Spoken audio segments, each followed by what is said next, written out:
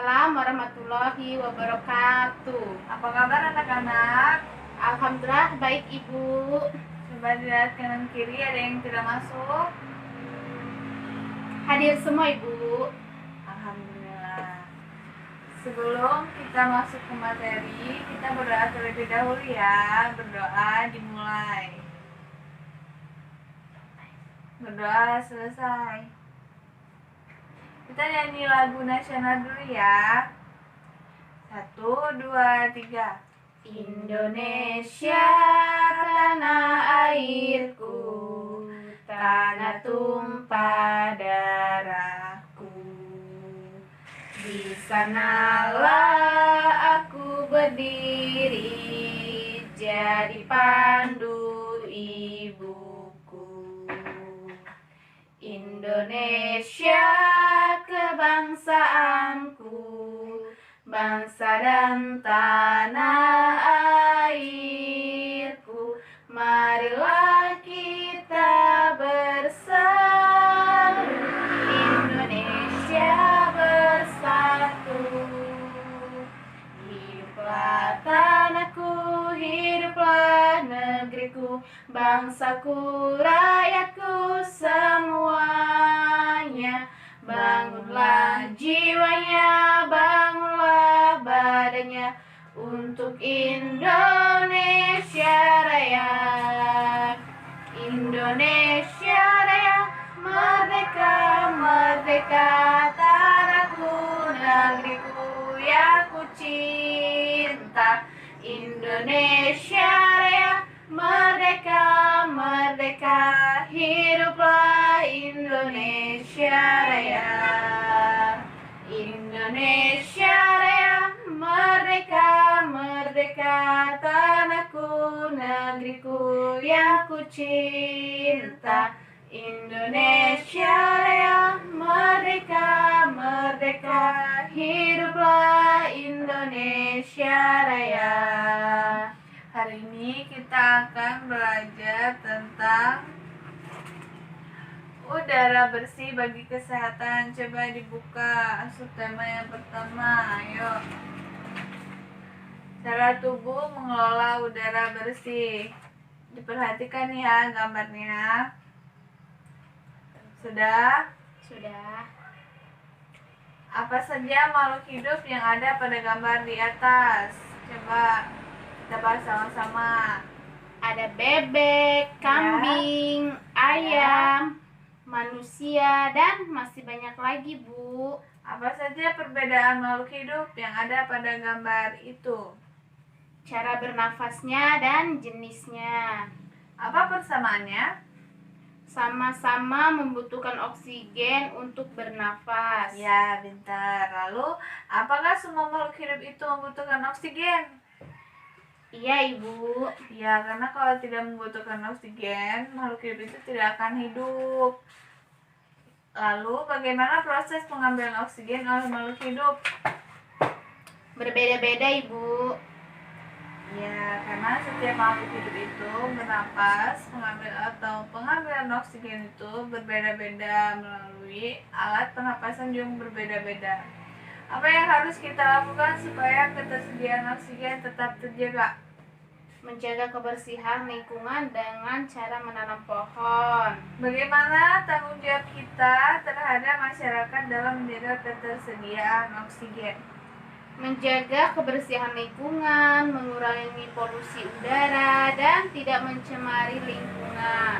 Mari kita buka sama-sama lembar yang selanjutnya. Ya, kita baca bareng-bareng ya. Dayu dan ikan hias. Dayu memelihara banyak ikan hias berjenis ikan mas koki. Ikan hias itu dipelihara dalam sebuah akuarium. Setiap hari Dayu memberi makan ikan-ikannya. Dayu juga rutin membersihkan akuarium, lalu mengganti airnya dengan air bersih. Kegiatan itu ia lakukan seminggu sekali. Dayu senang melihat Ikan-ikan di dalam akuarium berenang ke sana kemari. Dayu memperhatikan saat mulut ikan-ikan itu terbuka dan menutup.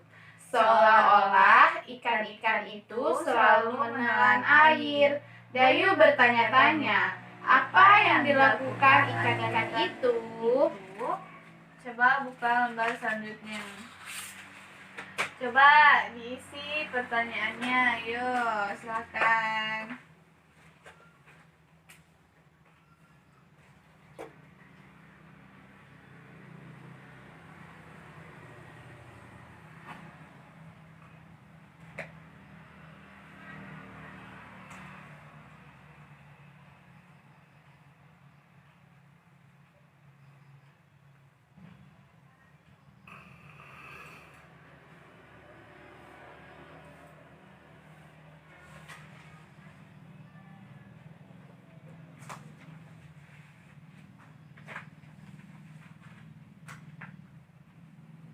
Sudah, Ibu.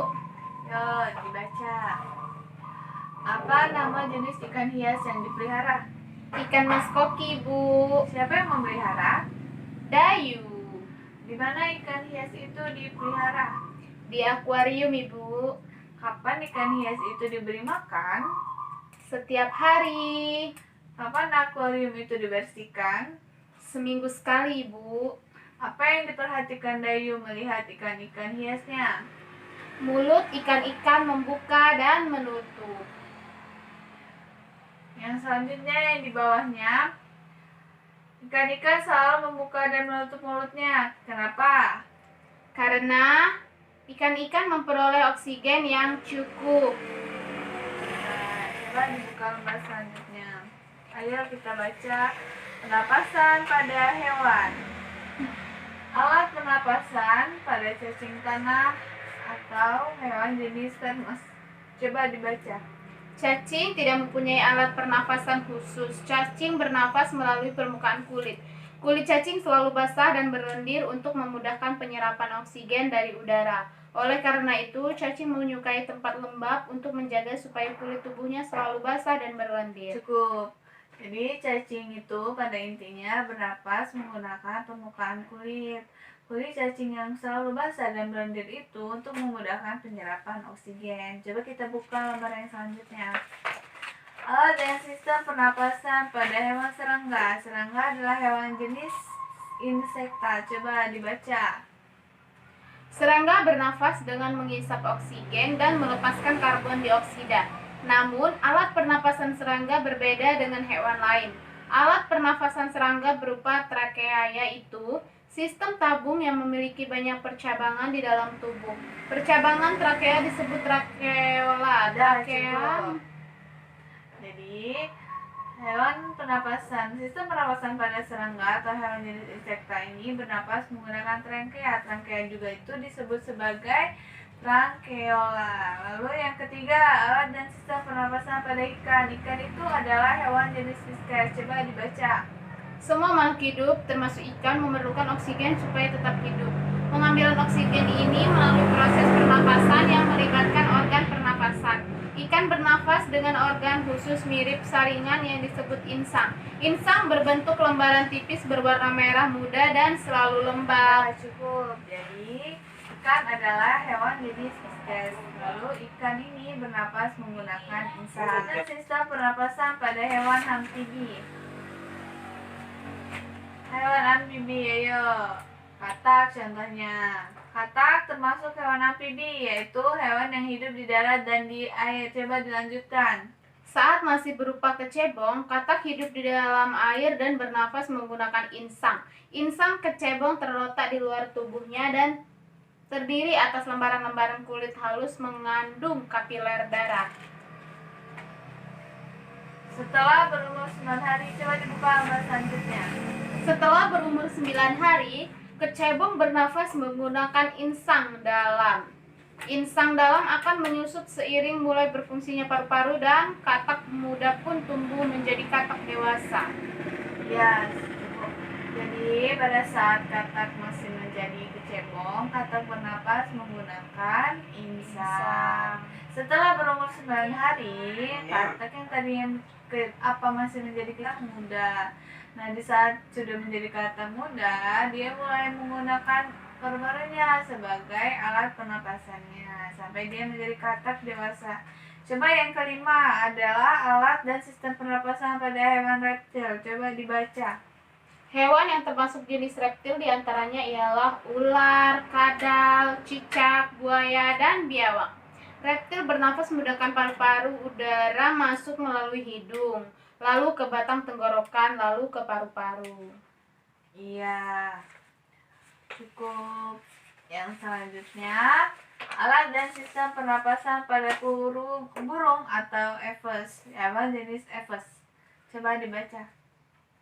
Burung bernafas dengan sepasang paru-paru. Paru-paru burung terletak di dalam rongga dada. Udara yang mengandung oksigen masuk melalui lubang hidung pada pangkal paru sebelah atas. Selanjutnya udara masuk ke pembuluh udara yang disebut trakea. Dari trakea, udara sebagian masuk ke paru-paru dan sebagian lagi masuk ke kantong udara. Burung menghirup udara sebanyak-banyaknya agar saat tidak terbang. Sebaliknya, saat terbang, burung tidak menghirup udara. Udara diembuskan dari kantong udara ke paru-paru.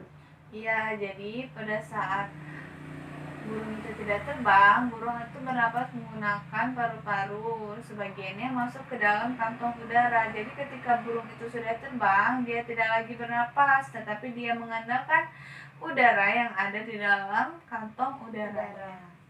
Lalu yang ketujuh, coba dibahas alat dan sistem pernapasan pada hewan mamalia. Mamalia itu ada mamalia darat dan mamalia air. Coba dibahas yang mamalia darat.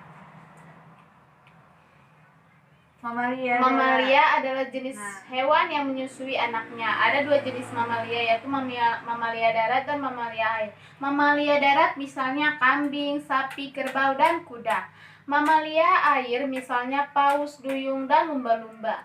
Alat pernafasan mamalia darat terdiri atas hidung, pangkal tenggorokan, batang tenggorokan, dan paru-paru. Nah, diperhatikan ya gambarnya. Sudah? Sudah, Ibu. Coba kita bahas mamalia air.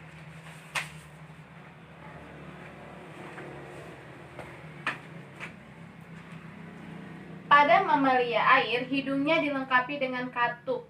Saat mamalia tersebut menyelam, katup akan menutup. Sebaliknya, saat mamalia tersebut muncul ke permukaan air, katup terbuka. Saat itulah mamalia air tersebut akan menghirup oksigen serta mengeluarkan karbon dioksida dan uap air. Oke, selanjutnya Ibu akan memberikan kalian tugas membuat bagan cara organ pernapasan pada hewan ini. Ini ya contohnya. Nanti kalian Ibu suruh buat tugasnya dikumpul di pertemuan yang akan datang. Coba catat alat dan bahannya. Alat dan bahan yang pertama adalah kertas karton, spidol hitam atau spidol warna. Sudah? Udah, Bu. Ya, dibuat semenarik mungkin ya. Ini contohnya tuh.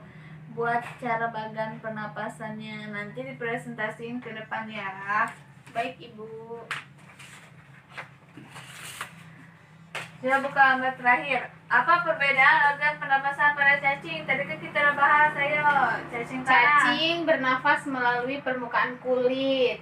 Ikan. Kalau ikan dengan insang, katak dengan insang dan paru-paru, ular dengan paru-paru, belalang, trakea, burung, paru-paru dan kantong udara, sapi, hidung, pangkal, tenggorokan, batang tenggorokan, dan paru-paru. Jadi sapi itu bernafas dengan paru-paru dan lumba-lumba bernafas dengan paru-paru. Ya, pintar. Bagaimana? Sudah mengerti? Insya Allah sudah, Ibu. Alhamdulillah kalau mengerti. Ingat ya tugasnya dikumpul minggu depan ya. Tadi kan udah dicatat. Kita akhiri pembelajaran hari ini dengan mengucap hamdalah. Alhamdulillahirabbil alamin.